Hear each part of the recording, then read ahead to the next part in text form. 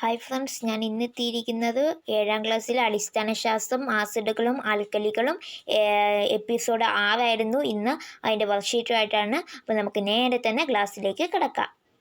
ആദ്യം സാറ് കഴിഞ്ഞ ക്ലാസ്സിലെടുത്ത കാര്യങ്ങൾ തന്നെ ഒന്ന് റിവിഷൻ ചെയ്യുകയാണ് ചെയ്തത്. pH സ്കെയിലിനെ പറ്റിയൊക്കെ ഒന്ന് പറഞ്ഞു. പിന്നെ വിനേഗർ എന്തിനാണ് യൂസ് ചെയ്യുന്നത്, പിക്കിൾസ് അതായത് അച്ചാറിലൊക്കെ ഉപയോഗിക്കാനാണ് വിനാഗിരി, അസിറ്റിക് ആസിഡാണ് വിനാഗിരിയിൽ അടങ്ങിയിരിക്കുന്നത്, അതിനുവേണ്ടി യൂസ് ചെയ്യുന്നത്. സിട്രിക് ആസിഡ് അതായത് നമ്മൾ പാനീയങ്ങളും ഭക്ഷ്യ സംസ്കരണവും അതൊക്കെ ചെയ്യാൻ വേണ്ടിയാണ് ഈ സിട്രിക് ആസിഡ് അതായത് നാരങ്ങയിലൊക്കെ അടങ്ങിയ ആസിഡ് യൂസ് ചെയ്യുന്നത്. പിന്നെ സോഡ വെള്ളം ആക്കുന്നത് എങ്ങനെയാണെന്ന് പറഞ്ഞു, കാർബോണിക് ആസിഡ് വെച്ചാണ്.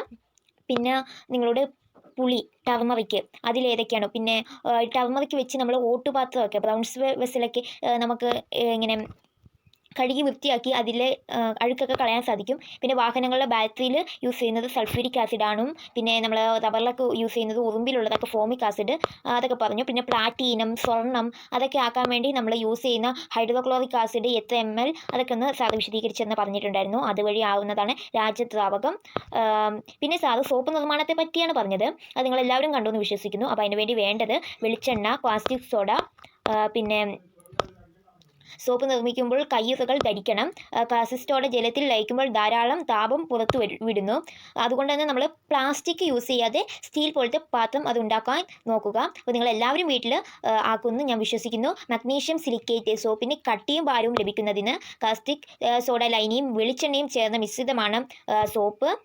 സോഡിയം സിലിക്കേറ്റ് സോപ്പിലെ മിശ്രിതത്തെ തന്നെ ചേർത്ത് ഉറപ്പിച്ച് നിർത്തുന്നതിന്. പിന്നെ പെർഫ്യൂം അത് നിറത്തിനും മണത്തിനുമാണ്. അങ്ങനെ വേണ്ട കാര്യങ്ങളൊക്കെ സാർ പറഞ്ഞിരുന്നു. അത് സാർ ഒന്നും കൂടി ഒന്ന് പറഞ്ഞിരുന്നു. പിന്നെ മോൾഡ് അതിന് ഷേപ്പ് വരാൻ അതില്ലെങ്കിലും നമുക്ക് ചെയ്യാൻ കഴിയും. PVC പൈപ്പൊക്കെ നമ്മൾ വീട്ടിലില്ലേ, അത് വെച്ചൊക്കെ ഒന്ന് ചെയ്യാൻ കഴിയും. അതൊക്കെ ഒന്ന് സാർ വേണ്ട കാര്യങ്ങളൊക്കെ ഒന്ന് പറഞ്ഞു തന്നായിരുന്നു. പിന്നെ 2 ആഴ്ച കഴിഞ്ഞ് നമ്മൾ ഈ സോപ്പ് ഉണ്ടാക്കി കഴിഞ്ഞു സാർ. അപ്പം ആ സോപ്പ് 2 ആഴ്ച കഴിഞ്ഞ് നമ്മളത് ഉപയോഗിക്കാൻ പാടുള്ളൂ. നമ്മളെ സോപ്പ് റെഡി ആയിട്ടുണ്ട്. അപ്പോൾ ഇപ്പം നിങ്ങൾ സ്ക്രീനിൽ കണ്ടുന്ന ചിത്രമാണ് നമ്മളെ സോപ്പ്. നിങ്ങൾക്ക് ആദ്യമായിട്ട് തന്ന ഹോംവർക്ക് ഇതായിരുന്നു. പ്രവർത്തനങ്ങൾ: ആസിഡുകളും ആൽക്കലികളും ഉപയോഗങ്ങൾ ഏതെല്ലാം? പട്ടിക പൂർത്തിയാക്കൂ. ആസിഡിൻ്റെയും ആൽക്കലിയുടെയും ഉപയോഗങ്ങൾ. ആസിഡ്, ആൽക്കലി പട്ടിക പൂർത്തിയാക്കാനാണ് പറഞ്ഞത്. ഇംഗ്ലീഷ് മീഡിയത്തിന് ഇങ്ങനെ എഴുതാം: what are the uses of acids and alkalis? Complete the following table. Uses of acids and alkalis ഇങ്ങനെ പട്ടികപ്പെടുത്താനാണ് പറയുന്നത്. അപ്പോൾ നമുക്ക് അതിൻ്റെ ആൻസറിലേക്ക് കടക്കാം. ഇത് നമ്മൾ ക്ലാസ് തുടങ്ങിയപ്പോൾ ആദ്യമേ പറഞ്ഞായിരുന്നു. Pickles and other food substance, ഇത് വിനേഗറാണ്. Citric acid food preservation and in soft drinks. Nitric acid and sulphuric acid manufacture of chemical fertilisers, paints, dyes etcetera. Sulphuric acid automobile battery. Tannic acid production of ink and leather. ആൽക്കലീൻ്റെയും പറഞ്ഞായിരുന്നു points എഴുതാൻ. അതിങ്ങനെ എഴുതാം: manufacture of soil, manufacture of detergents and ceramic materials, industries purposes, purification of water. Malayala മീഡിയത്തിന് ഉപയോഗം എന്നെഴുതും: വിനാഗിരി അച്ചാറുകളും മറ്റു ഭക്ഷ്യവസ്തുക്കളിലും. Citric acid ഭക്ഷ്യവസ്തുക്കൾ കേടുവരാതെ സൂക്ഷിക്കാൻ പാനീയങ്ങളിൽ. നൈട്രിക് ആസിഡ്, സൾഫ്യൂരിക് ആസിഡ് രാസഫലം, പെയിൻറ്, ഡൈ തുടങ്ങിയവ നിർമ്മാണം. സൾഫ്യൂരിക് ആസിഡ് മോട്ടോർ വാഹനങ്ങളിലെ ബാറ്ററി. ടാനിക് ആസിഡ് മഷി, തുകൽ എന്നിവയുടെ നിർമ്മാണത്തിന്. ഇതൊക്കെയാണ് ക്ലാസ് വരുന്നത്. ഇത് ആസിഡിനെ പറ്റിയുള്ളതാണ്. ഇനി ആൽക്കലിയെ പറ്റിയുള്ള പോയിന്റ്സ് നോക്കാം. സോപ്പ് നിർമ്മാണം, ഡിറ്റർജൻറ്റ്, സെറാമിക് ഉൽപ്പന്നങ്ങൾ എന്നിവയുടെ നിർമ്മാണം, വ്യാവസായിക ആവശ്യങ്ങൾ, മലിനജല ശുദ്ധീകരണം. ഇതൊക്കെയാണ് ഇതിൻ്റെ ആൻസർ. ഇനി അടുത്ത ചോദ്യം നോക്കാം. അടുത്ത ചോദ്യം ഇതാണ്: വീട്ടിൽ എങ്ങനെ സോപ്പ് നിർമ്മിക്കാം? കുറിപ്പ് തയ്യാറാക്കൂ. ഇംഗ്ലീഷ് മീഡിയത്തിന് ഇങ്ങനെ എഴുതാം: how can we make soap in our home? Prepare a short not.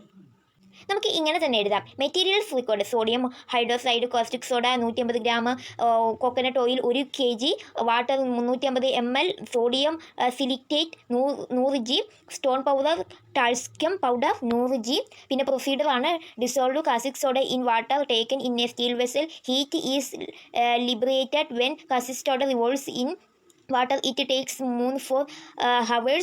3 to 4 hours for the solution to get cooled. When the solution cools, pour it slowly into coconut oil taken in a plastic or steel vessel and stir it. Add stone powder and sodium silicate. This is to increase the hardness and quantity of soap. Stir well till the mixture solidifying perfumes and dyes may be added for fragrance and attractive color. Pour the above mixture into molds. In 3 to 4 days, the mixture becomes soap. The soap taken from molds should be used only after 2 weeks. ഇതാണ് ഇംഗ്ലീഷിന്. മലയാളം എഡിറ്റിന് ഇങ്ങനെ എഴുതാം. Soap നിർമ്മിക്കാൻ ആവശ്യമായ വസ്തുക്കൾ: sodium hydroxide, caustic soda 150 g, വെളിച്ചെണ്ണ 1 kg, വെള്ളം 350 ml, sodium silicate 100 g, stone powder, talcum powder 100 g. നിർമ്മിക്കുന്ന വിധം: ഒരു സ്റ്റീൽ പാത്രത്തിൽ വെള്ളമെടുത്ത് അതിൽ കാസ്റ്റിക് സോഡ ലയിപ്പിക്കുക. കാസ്റ്റിക് സോഡ വെള്ളത്തിൽ ലയിക്കുമ്പോൾ താപം പുറത്തുവിടും. ഈ ലൈനി തണുക്കാൻ 3-4 മണിക്കൂർ സമയമെടുക്കും. തണുത്ത ശേഷം ഈ ലൈനിയിൽ പാത്രത്തിലോ പ്ലാസ്റ്റിക്കിലോ എടുത്തു വെച്ച ശേഷം വെളിച്ചെണ്ണയിലേക്ക് സാവധാനം ചേർത്തിളക്കുക. സോഡിയം സിലിക്കേറ്റുകൾ സ്റ്റോൺ പൗഡറും ചേർക്കുക. സോപ്പിൻ്റെ ഗാഢതയും അളവും കൂടുന്നതിനാണിത്.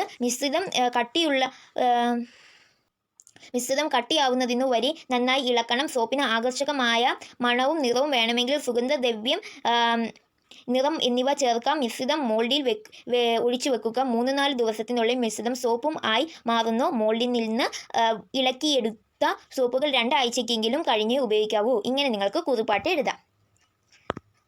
പിന്നെ സാറ് കുറച്ച് റിവിഷൻ പോലെ എല്ലാ കാര്യങ്ങളും പണ്ട് പഠിപ്പിച്ചതൊക്കെ ഒന്ന് ഈ പാഠത്തിൻ്റെ എല്ലാ കാര്യങ്ങളും ഒന്ന് പറഞ്ഞു. അതൊക്കെ നിങ്ങളൊന്ന് നോട്ട് ചെയ്ത് വെക്കുക.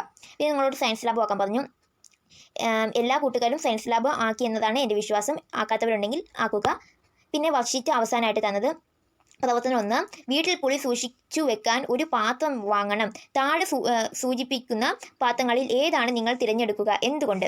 ഇതാണ് നമ്മളുടെ ആദ്യം തന്ന ഹോംവർക്ക്. സ്റ്റീൽ പാത്രമാണോ, കളിമൺ പാത്രമാണോ, അലുമിനിയം പാത്രമാണോ, അതോ ചെമ്പ് പാത്രമായിരിക്കും നമ്മൾ തിരഞ്ഞെടുക്കുന്നത്? നമ്മളത് ആദ്യത്തെ ക്ലാസ്സിൽ തന്നെ പഠിച്ചായിരുന്നു. ഇതിൻ്റെ ഇംഗ്ലീഷ് ചോദ്യം കൂടി നോക്കാം. Activity 1. You need to buy a container to keep turmeric at home. Which of the following containers do you choose? Why?